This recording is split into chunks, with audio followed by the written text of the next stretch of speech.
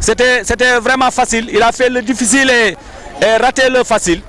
Donc, Maguitaï qui vient de rater l'occasion, qu'il a une bonne occasion. Attention, le jeu va repartir. Voilà, ballon pour qui?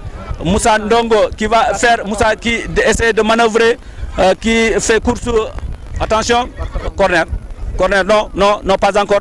Pas encore. Attention, Moussa qui se bat. Moussa qui se bat, qui perd la balle. Qui perd la balle complètement. Touche. Qui perd la balle complètement et il y a touche. Touche de. Moussa Ngaïré.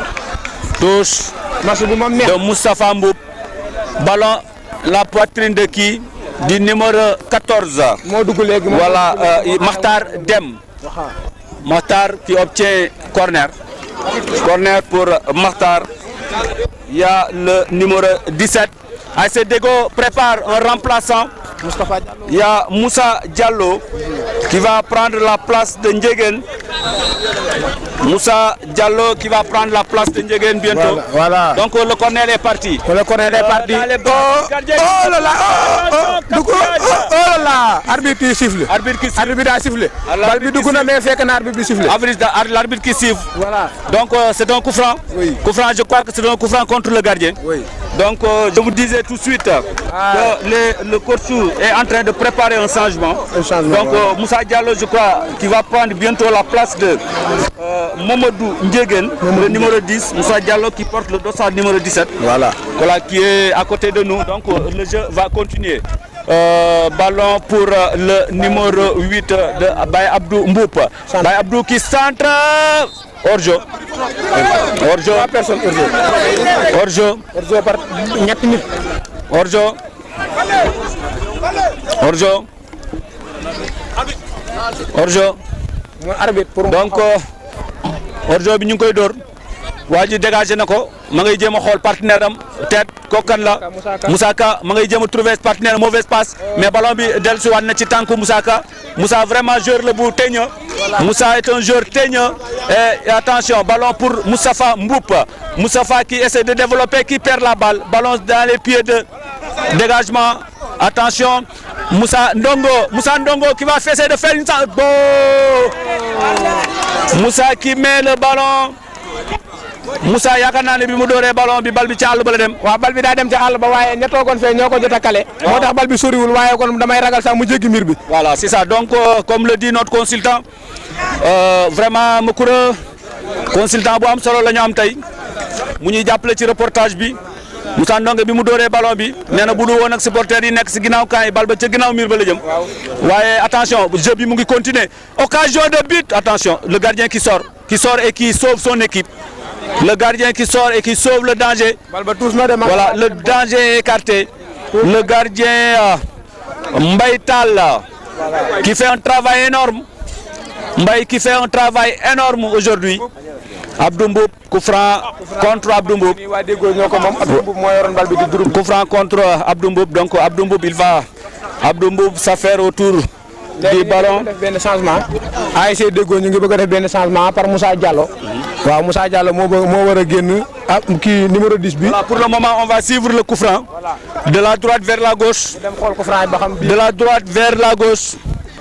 De la droite vers la gauche. Donc voilà, arbitre qui permet au coach de ASC Deggo de faire son changement. Il y a le numéro 17 Moussa Diallo qui va prendre la place de ASC Deggo. On voit Pape Abdoulaye Mboup, notre confrère, qui est aujourd'hui coach, qui est vraiment le coach de l'ASC Deggo. Non, je crois que... Wow, donc le numéro 10 qui cède sa place au numéro 17. Donc le coup franc va partir de la droite vers la gauche. Ballon dans l'axe, tête de qui? Attention dans les bras du gardien. Cheikh Diop attention, tête de Cheikh Diop le gardien. Bonne déviation de Mor Mboup. Attention le gardien, qui prend des risques. Mbaye Tall qui prend des risques. Mbaye relance de Mbaye Tall. Pour qui? Non, c'était Brahim Gueye. Je m'excuse. C'était Brahim Gueye qui est le gardien de l'ASC Maguitaï. Ballon pour qui? Moustapha Mboup. Moustapha Mboup qui fait un contre-attaque. Techniquement, il va centrer. Corner. Arbitre dit que Arbitre dit que c'est 6 mètres. C'est 6 mètres. 6 mètres pour Magitay. Attention, 6 mètres, il y a Moussa Ndongo. Moussa qui perd la balle. Attention, ballon pour qui?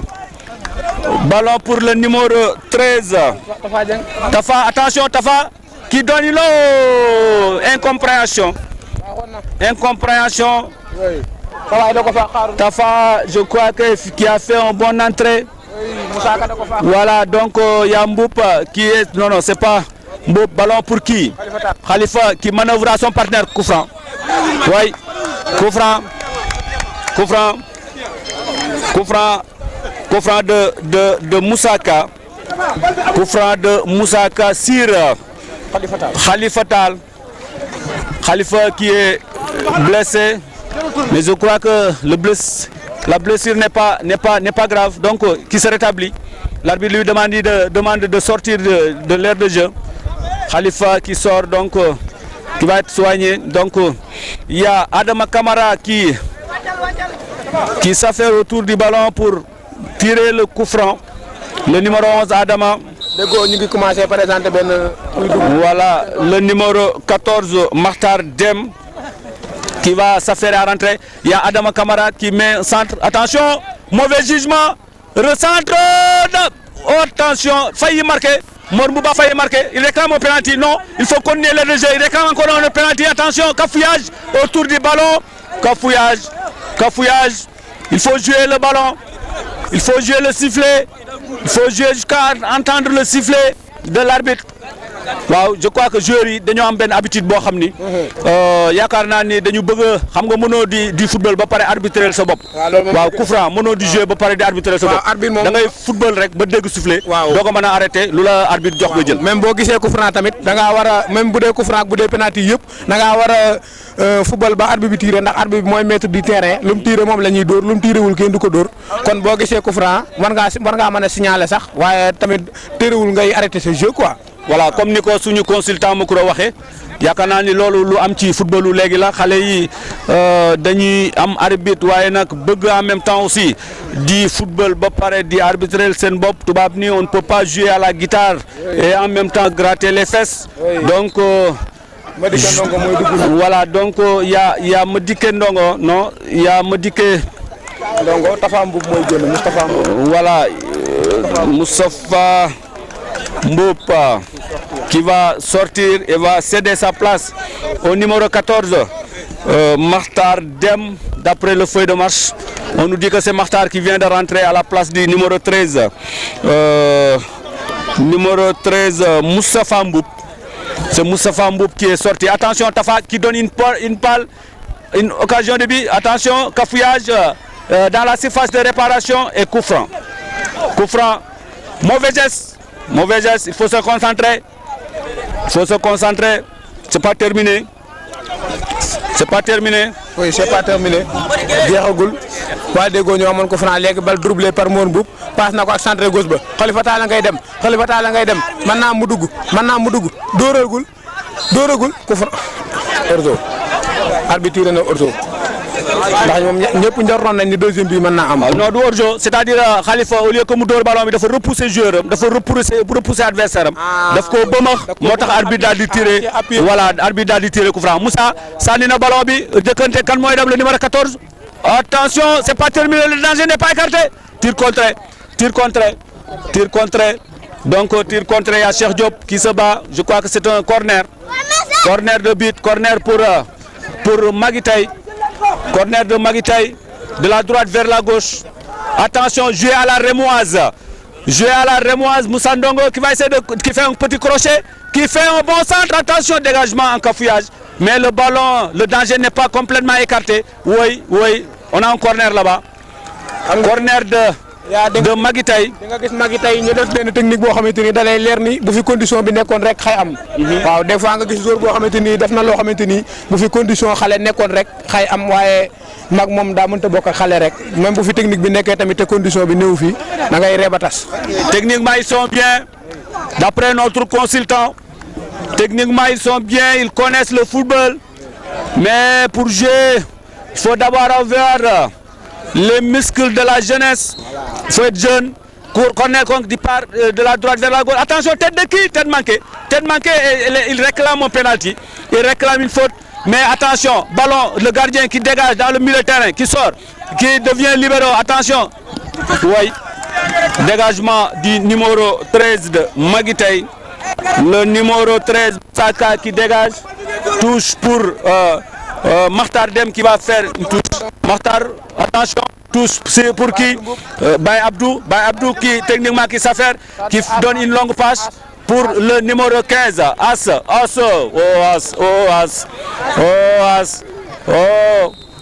coup franc, le football c'est la simplicité, le football c'est la simplicité, le football c'est la simplicité.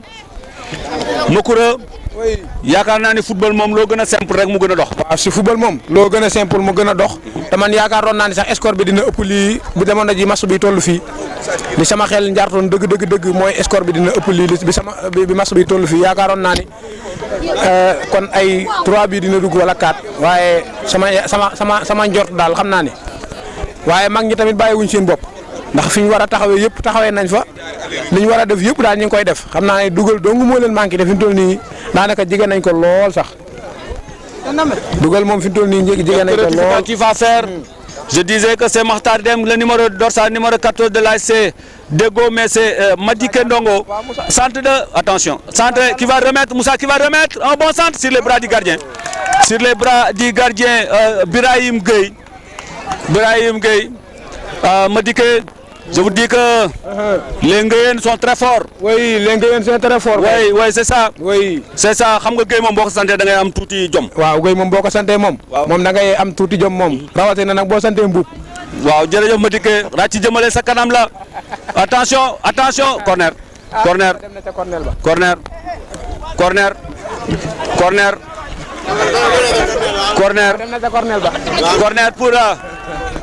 corner pour Magitei. Corner de la gauche vers la droite. Centre, un mauvais centre. Attention, le ballon n'est pas perdu. Qui fait son manœuvre. Centre de qui? Mauvais centre encore. Attention, Morboup qui sort le ballon.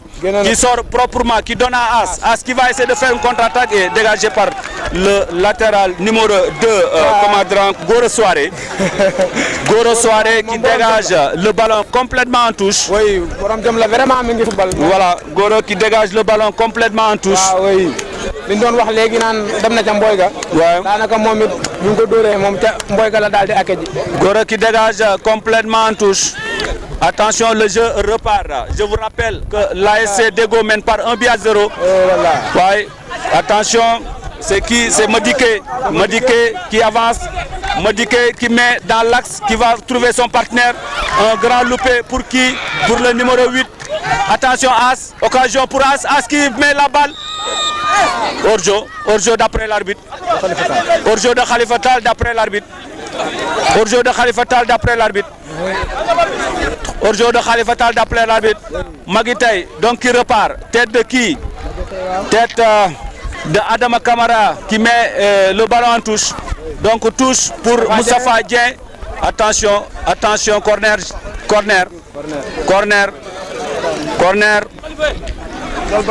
C'est un constat. Magitei par manque d'entraînement. Attention, jouer à la rémoise. Pour qui? Moussa Ndongo qui va perdre le ballon. Moussa qui perd le ballon. Le ballon qu'on remet en touche. Le numéro 13, Moustapha Mboup. Il y a Moussaka qui va faire la touche. Moussaka qui donne à qui? Attention, ballon pour qui? Geste technique. Centre. Oh, mauvais centre. Là, je n'ai pas. Oh, quel loupé.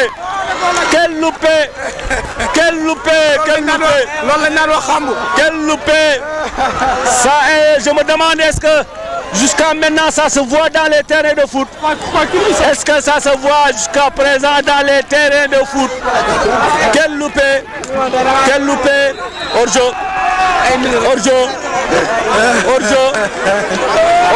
Oh, c'est extraordinaire. C'est Abdouka. Abdouba Dimoes. C'est Abdouba qui a fait vraiment un loupé extraordinaire. Vous avez entendu le bruit. Attention, le numéro 7, le gardien qui sort, qui met en touche. Le gardien qui met en touche. Vraiment gardien bi jàmbaar. Le gardien qui se bat, qui devient le dernier défenseur. Vraiment jàmbaar. Le gardien qui devient le dernier défenseur touche. Attention, mauvais touche. Mauvais touche. Mauvais touche. Il faut avoir les pieds joints. Il faut avoir les pieds joints. Et derrière le terrain aussi. Attention, contre-attaque pour Magitay qui fait un petit pont. Un petit pont pour le numéro 14 de Magitay. Je crois que c'est Makhtar Dem. Makhtar Dem, ballon pour qui? Le numéro 17, Mor Mboup. Le numéro 2, Mor qui va essayer de manœuvrer, qui donne à son partenaire. Ballon contre-attaque, mauvaise passe et hors-jeu. Hors-jeu. Hors-jeu. Hors-jeu. Hors-jeu. Hors-jeu. Hors-jeu. Hors-jeu. Hors-jeu. Ça repart. Le jeu repart. Donc, ballon pour le numéro 11, Adama Kamara. Adama Kamara qui met le ballon en touche. Voilà. Adama Abdouba qui fait la touche. Attention.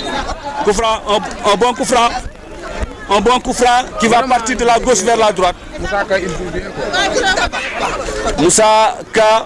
Moussa Badimoes, il a fait un loupé que vraiment je me pose la question jusqu'à présent, est-ce qu'on le voit dans les terrains de foot? Est-ce que, attention, un bon coup franc qui va être tiré au mauvais, mal négocié, attention, contre-attaque. Contre-attaque pour qui? Moussa, attention dans l'axe central, le ballon, le danger n'est pas écarté. Qui c'est As qui va essayer de donner, As qui part, le gardien qui sort et qui attrape. Le gardien qui sort et qui prend le ballon. Dégagement, relance du gardien. Mor Mboup qui s'efforce, coup franc de Mor. Coup franc de Mor. Attention, le jeu va repartir. Mauvaise passe, non, sur Tafa. Tafa qui se bat pour avoir le ballon. Loupé de Tafa.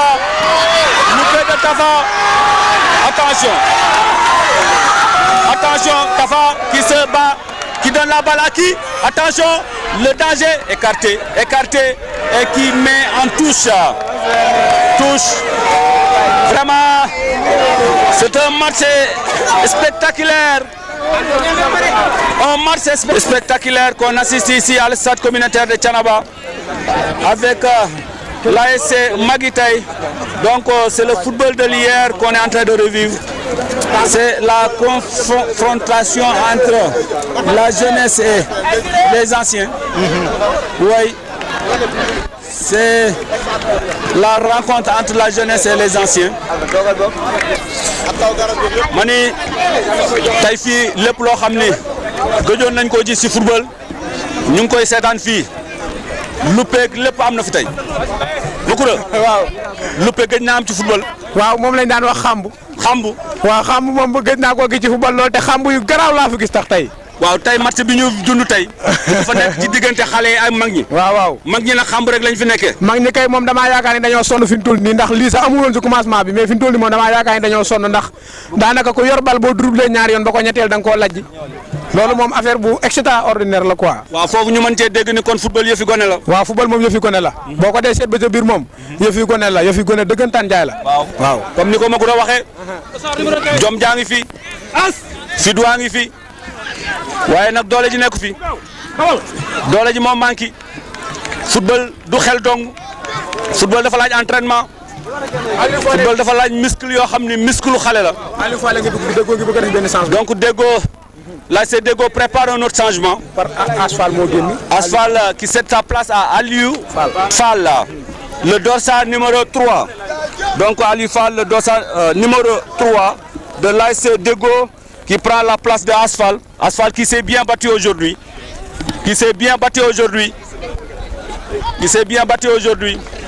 Donc pour le moment, c'est l'ASC Déggo qui mène par 1-0. But marqué par Mor Mboup sur un coup franc de Adama Kamara. Un bon coup franc tiré par Adama Kamara et le gardien a repoussé le ballon. Attention, contre-attaque de qui fait une bonne sortie. But, non. L'arbitre qui siffle. L'arbitre qui siffle.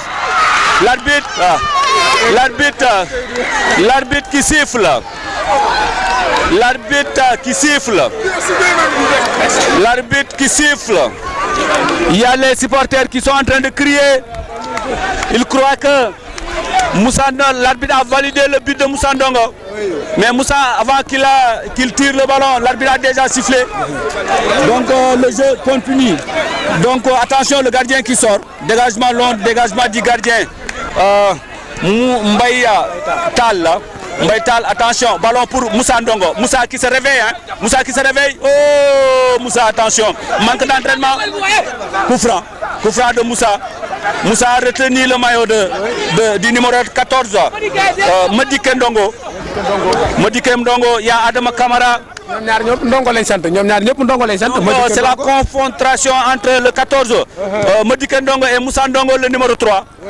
Donc là vraiment c'est la famille Ndongo donc. C'est la famille Ndongo. Waaw ñoom ñaar ñoo daje. Waaw ñoom ñaar ñoo daje sànq marquente muy ci diggante Moussa Ndongo ak Madické Ndongo. Bal bi dem na corner. Waaw bal bi dem na 6 mètres. Ballon bi dem na 6 mètres. Comme ni ko suñu consultant waxee. Te yàlla moo ñu baaxee ñu am consultant boo xam ne football rek la xam. Waaw. Football dong xamul leneen. Waaw donc 6 mètres. Non, c'était je crois hors-jeu dégagé. Madické qui réception de Madické qui techniquement qui donne à qui? Aliou Fall qui déborde. Oh, Aliou Fall coup d'épaule. Saka, attention. Mor Mboup techniquement qui cherche son partenaire, qui le trouve pas, qui trouve qui? Attention. Ça c'est qui? C'est Baldé. Oui. Voilà. Baldé qui a le numéro 17. Tête de Mama Diakhaté qui donne à qui? Attention. Abdou qui déborde. Qui se bat à gauche. Abdou qui perd la balle. Par Cheikh Tidiane Diop.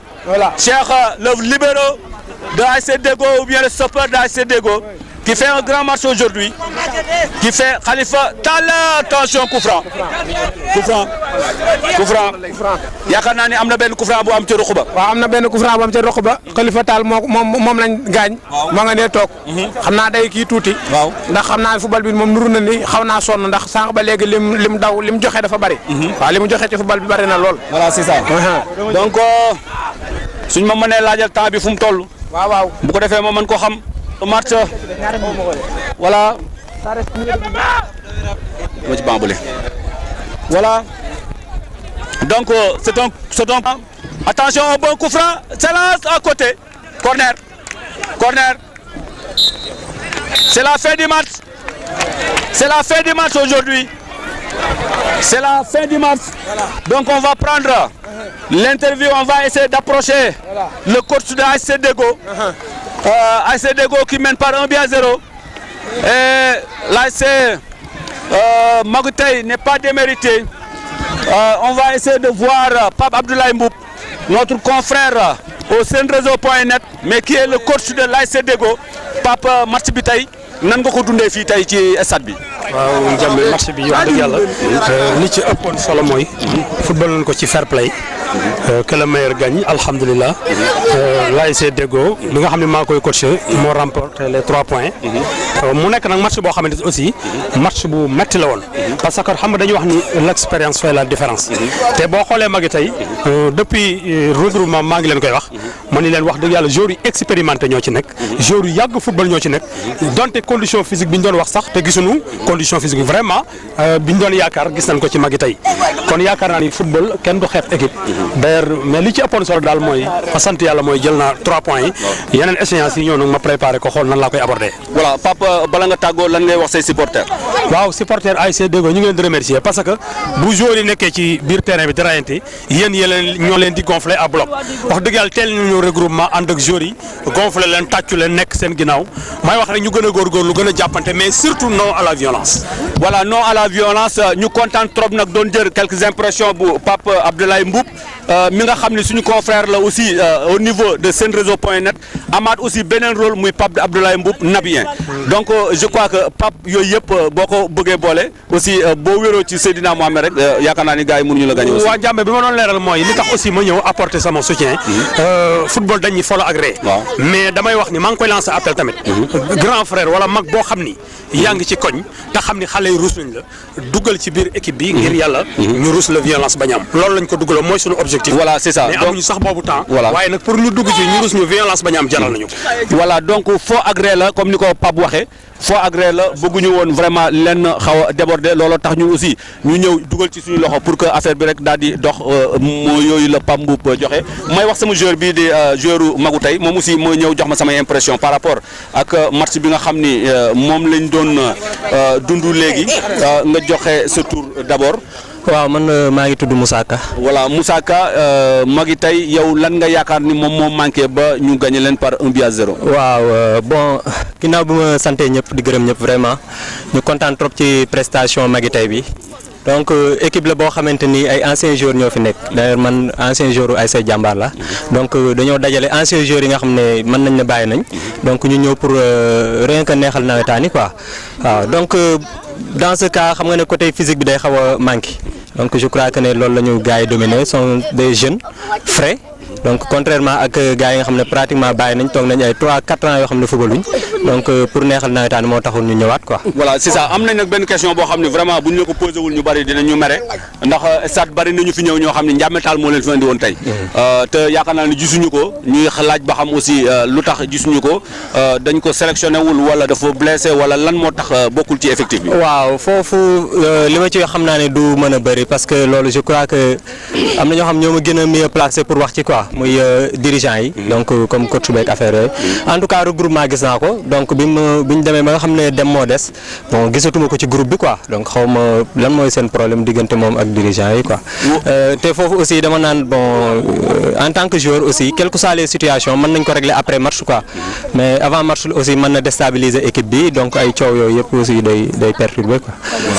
donc je crois que Moussa ñu ngi lay remercier bu baax di am contentement ci vraiment interview bi ñu accordel ak leeral yu ñu leeral aussi vraiment kawe jox respect la xañ na sax mën nga maîtriser situation bi mais mbir bu nekk dafa am ku ko féetewoo moo tax bëggoo tontu ci question boobu waaye xañ na dinañ trouver bala ñoo génne stade bi ku ñu mën a leeral ci point boobu. moo ci leen di remercier ci liggéey bu rafet bi parce que nawetaanu Thiénaba dañ ko doon jouer donc ku fekkeewul ku seetaan si wul doo xam affaire yi nu mu demee quoi donc aussi seen présence vraiment dina permettre ñi nga xam ne amuñu jot ñëw terrain ñu mën a suivre affaire bi vraiment ñu ngi koy rafetlu trop di leen féliciter di encourager vraiment seen liggéey bi quoi vraiment ñu leen di remercier. jaajëf Moussa Bégué tout juste assisté nañu match magu tey ak ASC Deggo ci match bi nag ASC Deggo moom moo gagné match bi par 1-0 biitu Mor Mboup Adama Camara moom moo amoon benn coup franc dóor ko bi mu ko dóoree góol bi repoussé ko Mor daal di koy mbëkk mu daal di dugg donc ASC Deggo bu Thiénaba moom moo gagné derby bi entre ASC Deggo ak Magi tey waaye nag tey dañu am benn occasion boo xam ne moom la ñuy bañ a raté bi match bi jeexee ñu taxaw ak président zone bi muy Ablaye Diaw ñu bëggoon ko am aussi luñ ko laaj par rapport ak nan la dundee commencement nawetaan yi ak aussi voilà pour le moment ñu poser question bu répondre ñu mën a avancer Ablaye boo nuyoo ba pare. waaw merci Ndiamé ñu ngi nuyu auditeurs yi. di leen wax ni ci commencement nawetaan amoon nañu jafe-jafe. Madame et monsieur, on est ici à l'stade de Thiénaba pour faire vivre une rencontre entre l'espoir de Kër Mori et l'ASC Jant Bi de Thiénaba. Donc les joueurs sont là, on est en train de faire les présentations. Donc, là, on vous présente l'ASC Jant Bi. Il y a Ibrahima Diagne, Cissé, il y a aussi Cheikh Ndiaye. On remarque Hassan Sa. Non, ça vous m'excusez, c'est l'ASC Espoir que j'étais en train de présenter. Par contre, il y a Ibrahima Diagne, donc dit Alves, Tal Nyang, Malik Cissé, il y a aussi Khalifa Diagne, Mor il y a Baymatar Diagne, qu'on remarque. Madia, il y a Bay John Cissé. Donc il y a aussi Alioune Souaré du moins, Pape Gueye, Cheikh Tidiane Sek, Ndiaye Koure. Il y a Mbaye Niang aussi et Souley Diagne. Il y a aussi Idi Cissé. en train de, là vous voyez l'équipe espoir de Keur Mori qui est vêtue en bleu et blanc. Qu'on remarque Diop, Omar Fall, Cheikh Ndiaye, Hassan Sarr, il y a Abdou Ndiaye, Diop, Arona Goudiaby, Tale Ndiaye, il y a aussi Arona Tamega. Donc on va vous donner les remplacements. On peut remarquer, c'est que les deux équipes sont au milieu du terrain pour faire prestation devant l'arbitre. Donc là, c'était l'ouverture dans quelques instants.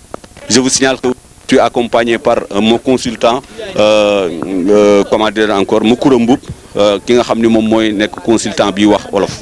Oui waaw kon instant bi ñu ngi ci présentation bi ci diggante ASC Espoir bu Keur Mori ak ASC Jant bi bu Thiénaba fi mu toll nii ñu ngi ci présentation yi di xool ba xam licence yi amul njuuj njaaj ñu ko wala amul benn kii jubadi buñ ciy def ci la moom la arbitre di nekk nii di ko xool ba xam ñu ngi ci wala déjà mais yaakaar naa mbir yi sotti na. Donc yaakaar naa ne sans bu ñu commencé def présentation rek mooy match bi mu ngi waaj a door donc ci diggante ASC Jant bi bu Thiénaba ak ASC bu Keur Mori yaakaar nañ ne nag public bi aussi mu ngi commencé ñëw ci suñu gannaaw match bu ñëpp di xaar la nag ndax bu ñu fàttali ko premier match de poule bi ASC Jant bi dafa gagné son premier match par 1-0 bu dee côté Espoir bu Keur Mori dafa def nul 2-2 donc on de voir vraiment comme on vient de dire lors de son premier l'ASC Jant bi de Thiénaba a gagné son premier match. Donc là il entame le deuxième match aujourd'hui contre Espoir de Keur Mori. Par contre Espoir de Keur Mori lors de sa sortie a fait match nul 2 buts partout. On peut remarquer, c'est vraiment une équipe qui marque des buts parce que déjà il fait partie des équipes qui ont marqué plus de buts dans ce tournoi. Donc que suñu caméraman mën nañoo xaar tuuti rek bu ko defee ñu continuer suñu reportage.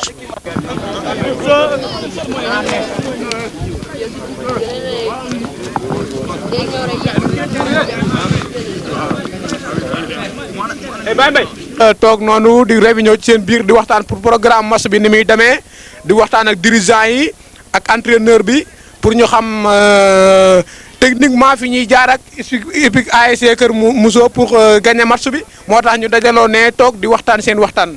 ñoo xam 4-4-2 la ñuy def ñoo xam 4-3-3 la ñuy def ñoo xam nu ñuy mën a possibilité rek ci biir terrain bi ba gagner li nga xamante ni mooy match bi ndax. terrain bi moom képp ku fi ñëw rek ak équipement li nga bëgg mooy gagner match bi door a dem képp koo xamante ni jéggi nga règlement boobu sanction yi lay teg ak daan yi moom la ñaari capitaine yi taxaw ne di ko wax ak arbitre yi léegi.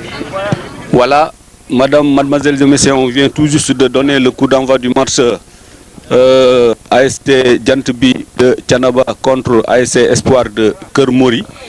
Le match vient tout juste de démarrer et pour l'instant je vais vous donner la composition des équipes pour ASC Espoir de Keur Mori.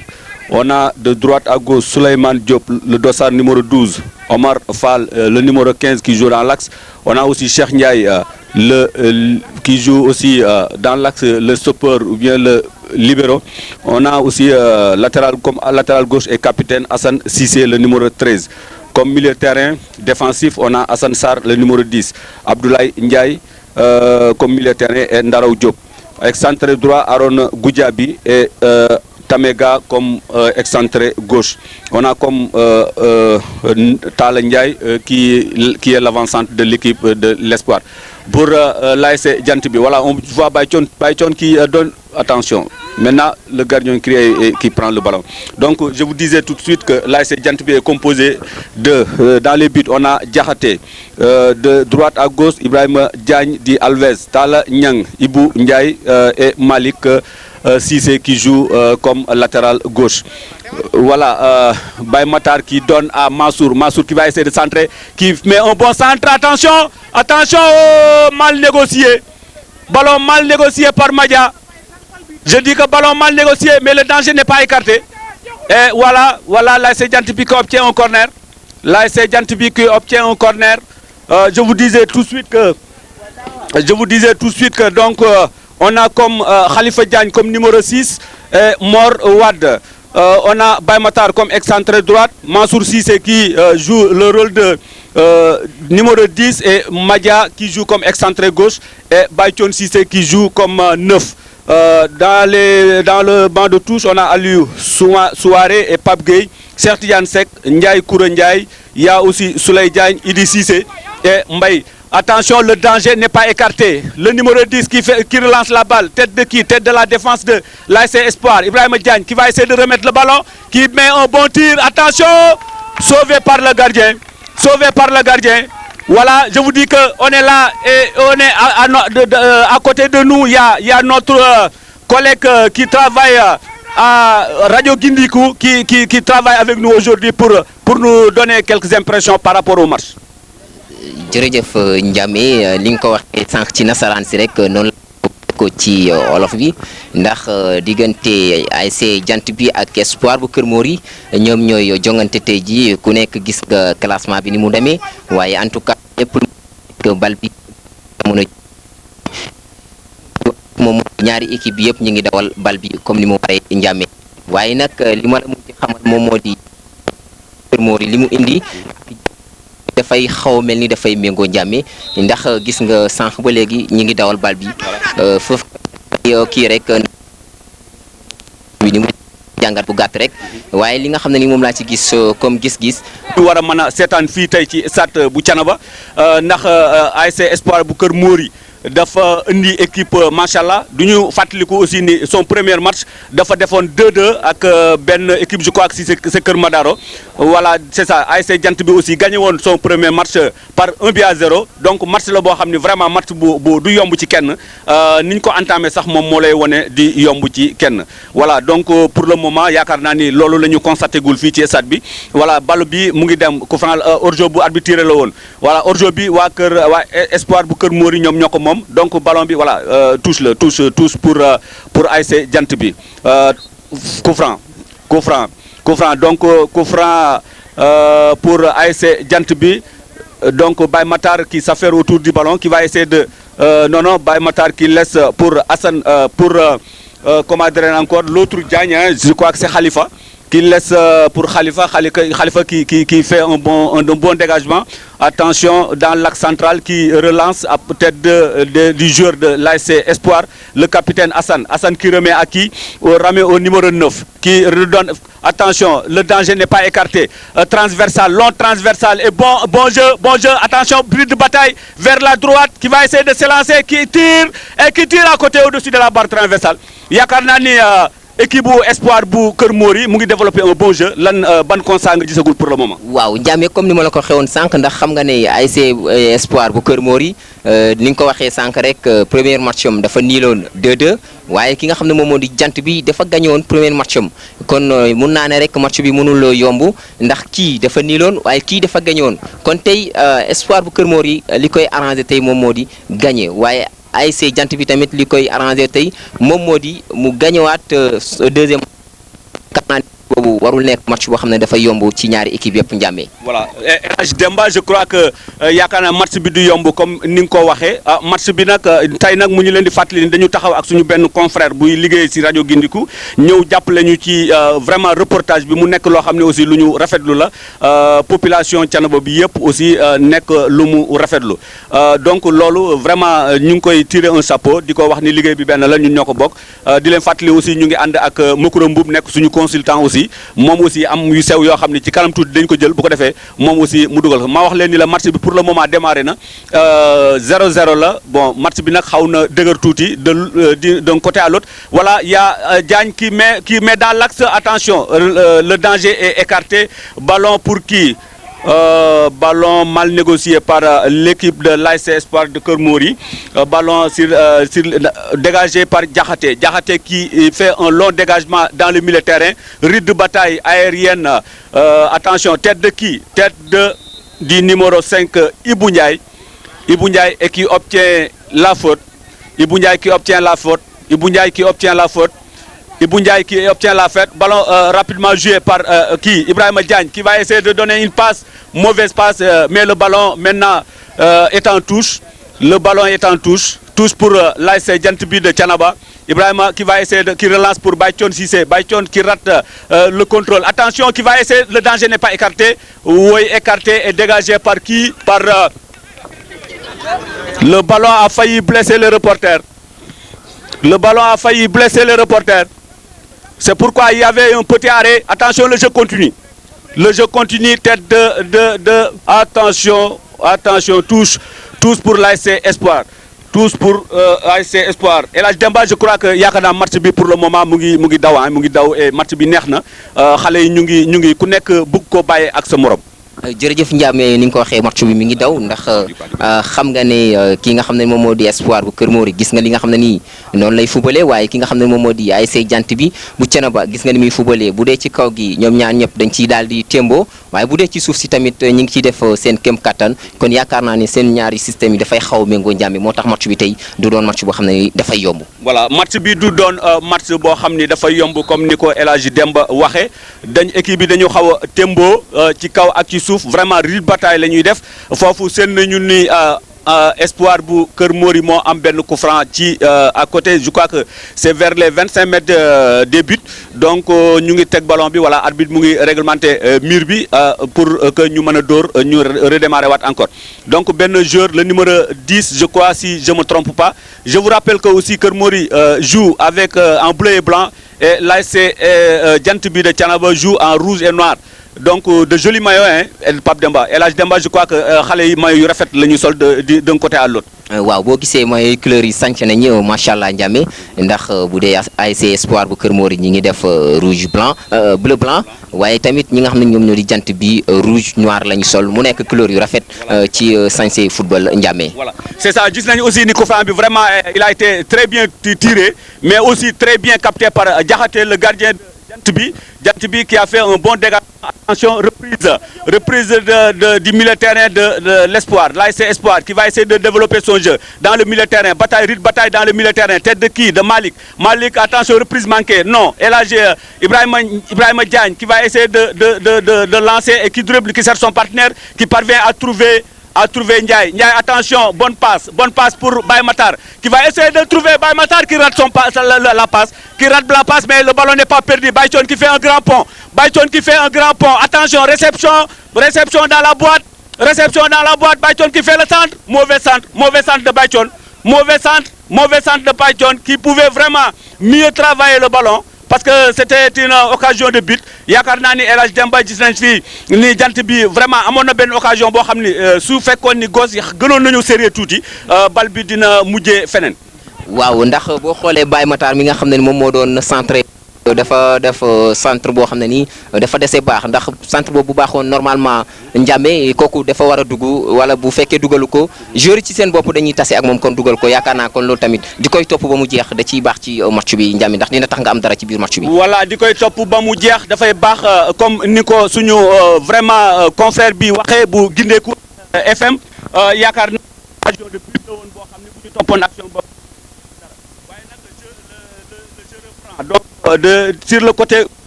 On voit le numéro 5 qui se bat et qui met le ballon en touche. Ibou Ndiaye qui met le ballon en touche. Ibou Ndiaye, le défenseur de l'axe central de ASC Jant bi de Thiénaba qui met le ballon en touche. Je crois que le match est assez équilibré pour le moment. Le match est assez équilibré d'un côté à l'autre. On voit des assauts d'un côté à l'autre et on assiste à un match qui est très intéressant pour le moment. jërëjëf Ndiame ndax xam nga ne ñaari équipe yi comme ni ma la koy xewoon sànq booy xool dañuy tolloo doole li tax ñu tolloo doole moom di système bi ñu indi ku ci nekk rek dafay méngoog li sa morom indi kon loolu mooy waral touche yu am na ci diggante ki nga xam ne ni moom moo di Espoir bu Kër Mori ak Jant bi touche bi nag mi ngi jëm fa nga xam ne moom moo di ci Jant bi kon touche na ko ki nga xam ne moom moo di numéro 9. ki nga xam ne moom moo di ASC Jant bi ñoo yor bal bi waaw ASC Espoir jël na nangu na bal bi Assane Sarr waaw ki yor bal bi moom moo di numéro 8 bu Orzo am na qui était en Orzo Tamega. Il y avait Hassan qui avait remis le ballon à Tamega et Tamega finalement l'arbitre de touche qui siffle hors-jeu. Et on voit que Ndiaye, il y a Ndiaye de Djantbi qui essaie de dégager, qui fait un mauvais dégagement, Ibou Ndiaye. Fait un mauvais dégagement, attention, le numéro 10, Mor Wad, qui donne à qui Baychon, qui va essayer de donner une passe, mais le ballon dans les pieds de l'axe central de l'Espoir. Oui, finalement, il y a Baye Matar qui met le ballon en touche. Finalement, il y a Baye Matar qui met le ballon en touche. Matar, le dorsal numéro 8 d'ASC. Attention, ballon dans les pieds du numéro 8 de l'ASC Espoir. Attention, Baïchon qui va essayer de faire un centre. Il n'y a personne. Il n'y a personne. Le jeu continue. Le jeu continue. On nous signale du côté technique qu'il y avait des petits problèmes de son. Et vraiment, on s'excuse. Le jeu continue. Baïchon qui va essayer de manœuvre, qui donne derrière lui à Baye Matar. Baye Matar qui, attention, qui dribble. Ça, c'est coup franc, non? Arbitre qui laisse. Oh! C'est corner pour l'ASC Jant Bi. El Hadj Demba yaakaar naa ni corner la ñu gis léegi Baye Matar vraiment mënoon na centrer ballon bi waaye benn crochet bu ndaw la def rek ñu pousser ko donc corner bi Mansour moo ko dóor na ballon bi ballon baa ngi ci à côté ci wetu camp. Attention, reprise est dégagée en cafouillage. Il y a Ibrahima qui va essayer, le numéro 10 de l'ASC Jant Bi. Contre-attaque, attention, contre-attaque. Ouais, coup franc de Ibrahima, coup franc de Alves, comme le disent ses copains. Ouais, Ibrahima qui a sauvé son équipe parce que vraiment ça pouvait être dangereux, mais le jeu continue. Waaw, jeu bi mu ngi continuer transversal dans les bras du gardien Diakhaté yaakaar naa jàpp na ballon bi. Match bi neex na El Hadj Demba.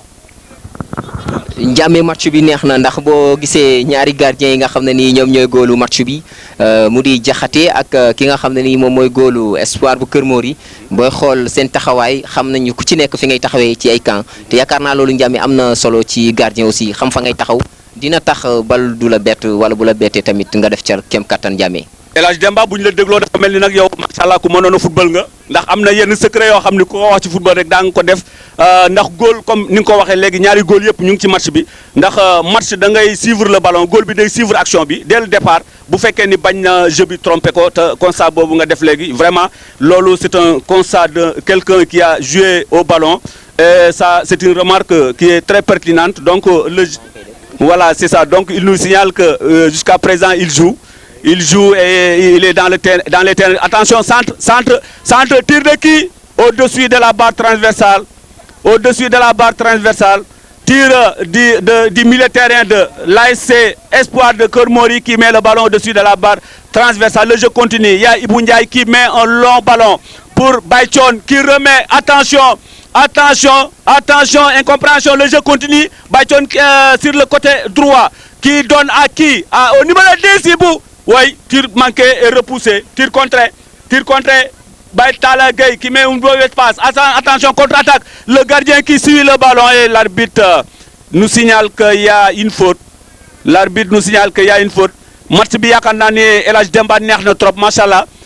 Gis nañ d'un côté à l'autre occasion. bi neex na kon gi nga xam ne moom moo di match bi ni muy doxee boo amee njàngat tuuti rek yaakaar naa ne war nga def seetlu boobu te loolu nekk na loo xam ne dafay firndeel rek ne ñaari équipe yi dañu tolloo doole ki nga xam ne moom moo di Baye Matar moo yor bal bi waaye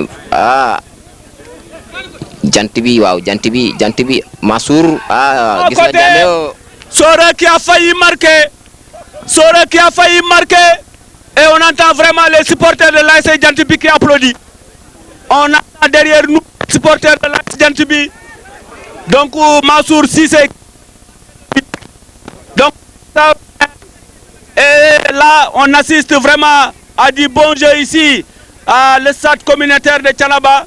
D'un côté à l'autre, l'ASC Jant Bi. Attention, coup franc contre l'ASC Espoir de Kër Mori. On voit là-bas il y a un joueur blessé.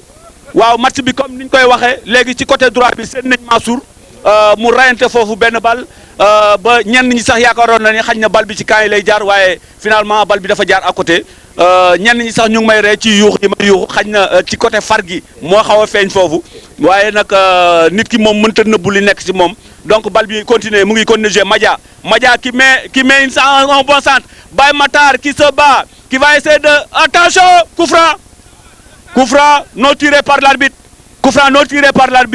El Hadj Demba foofu coup franc loolu wala du coup franc. waaw coup franc am na waaye comme arbitre moom mooy àtte Ndiame lépp loo xam ne def na ko rek dañ koy bàyyi ba mu àtte gars yi comme moom mooy maître du terrain dañ koy bàyyi ba mu def li muy def rek comme coup franc amoon na tamit te tiré wu ko yaakaar naa ne aussi ñoom li nga xam ne moom moo di seen liggéey ñu ngi ciy jëm seen kéem kàttan.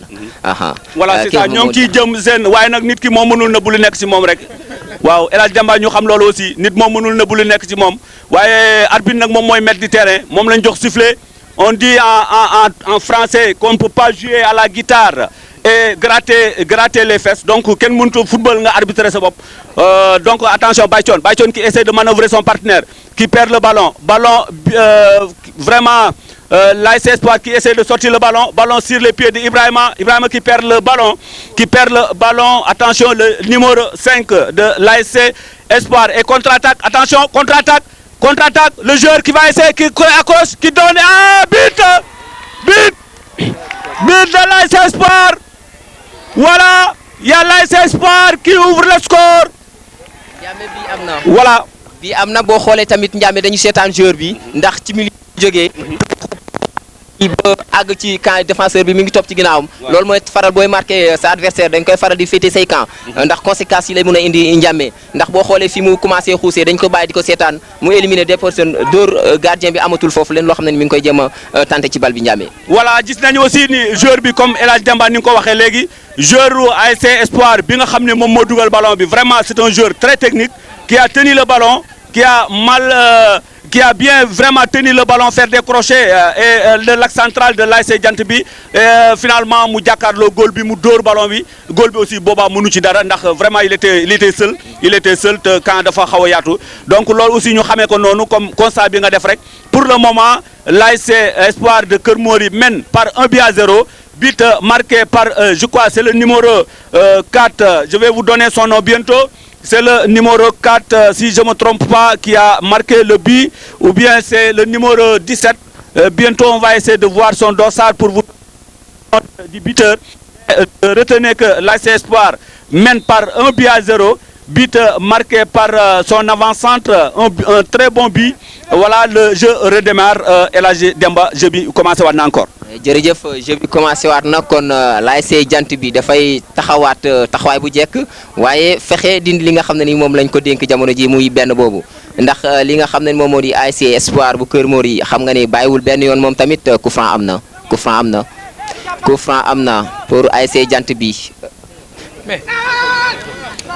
gardien bu Espoir bu Keur Mori jàpp na bal bi gis ngeen ko noonu ASC Jant bi ASC Espoir bu Keur Mori dégagé na hors-jeu arbitre na hors-jeu am na ba léegi match baa ngi dem diggante Espoir bu Keur Mori ak ASC Jant bi bu Thiénaba 1 but pour ASC Espoir bu Keur Mori contre Jant bi yaakaar naa ne kooku Malick Cissé lañ koy wax. coup franc am na contre ASC Espoir bu Keur Mori coup franc am na ba tey bal baa ngi daw diggante Jant bi bu Thiénaba ak ASC Espoir bu Keur Mori am na blessure Ndiamé yaakaar naa ne jour boobu dafa gaañu. waaw c'est El Hadj Malick Diop le numéro 9 qui a marqué le but de l'ASC Espoir de Keur Mori et pour le moment c'est l'ASC Espoir de Keur Mori qui mène par 1-0 contre l'ASC. Donc pour le moment il y avait un joueur blessé, je crois que c'était le buteur qui est blessé et qui sort justement du terrain pour recevoir des soins du côté médical. Donc le coup franc se situe dans le centre tout juste du terrain. Et le match, on assiste ici à le stade communautaire de Thiénaba, un très bon match.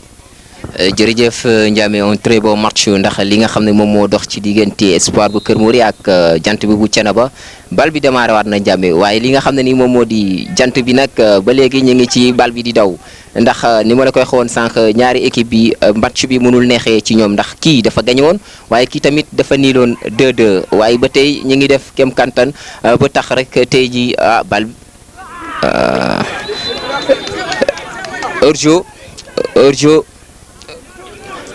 hors-jeu am na diggante ASC bu Jant bi bu Thiénaba ak Espoir bu Keur Mori tey nag moom moo di seen ñaareelu match kii di leen fàttali ne moom dafa gagné woon moo di jant bi 1-0 waaye ki nga xam ne moom moo di espoir bu Kër Mori yaakaar naa ne moom dafa niiloon 2-2 kon yaakaar naa ne boobu match tey warul mun a yomb ci ñoom ñaar ñëpp ndax kii dafay bëgg a dugal ngir gagné waaye kii tamit dafay bëgg a féddali la nga xam ne ni moom la dooree woon mu di victoire ba ci moo tax tey match bi warul mun a yomb ci ki nga xam ne moom moo di jant bi tey coup franc am na contre ASC espoir bu Kër Mori coup franc am na coup franc am na waaw ndax loolu aussi dafay jouer ci ñaari ci joueurs yi tamit ndax loolu aussi dafay jouer ci ñaari équipe yi Makura ndax xam nga ne bu fekkee ne da nga njool kii gàtt boo jógee tuuti pour nga def coup franc dafay yomb ci diggante bi yaakaar naa ne loolu aussi nekk na loo xam ne nii dafay jouer ci ñaari li nga xam ne moom moo di match bi. dëgg la c'est vrai ndax ku njool ak ku gàtt bañ nga ko bañ ni ku njool ni ku gàtt. kon arbitre na coup franc ndax daf koo gàllal loxo bi quoi. coup franc contre jant bi ndax waa ji daf koo gàllal loxo bi moo tax arbitre coup franc oui kon ñu joxaat sama consultant rek mu continuer parce que dama amul envie wax ndax sama équipe mooy football jant bi. mais teewul nag nga ciy laal ndax lu ma xam-xam yaa ma gën a xam équipe bi Makura dëgg la waaye teewul tamit parfois nga sànni ci bagage yi nga xam ne nii indaale nga ñu ko ndax xam naa ne yow tamit ñàkkul loo xam ne nii tey indi nga ko ndax waaw Ndiamé. yaakaar naa ne ASC Espoir am na benn coup franc voilà coup franc bi il s'élance il tire rebond sur les bras du gardien Diakhaté le gardien de Djantbi. Donc je vous rappelle que Djantbi est mené par 1-0 et le jeu continue. Ballon pour qui? Pour l'axe central qui dégage, l'axe central de l'ASC Espoir de Kër Mori. Attention, attention, attention, le jeu, faute ou hors-jeu. Voilà, hors-jeu, le jeu ndax dafa def refus de jeu ndax booy xool dafa dem dellusiwaat ngir nar a jël bal bi kon yaakaar naa ne moo tax arbitre tiré hors-jeu bi Ndiamé. ay jàmbaar lañ ñoom tamit ñu ngi def seen wàll ci liggéey bi ndax ñoom tamit yaakaar naa ne loolu moo tax ñu teg leen fii pour lu gën a yombal liggéey bi ndax comme ñooy àtte war nañoo mën a àtte loo xam ne ni tamit dafay xaw a méngoo ak li am kon yaakaar naa ñoom tamit ñu ngi def seen wàllu lu mu waree waaw bal baa ngi daw bal bi mi ngi daw bal baa ngi continuer ASC jant bi moom moo yor bal bi Malick Cissé moom moo yor bal bi noonu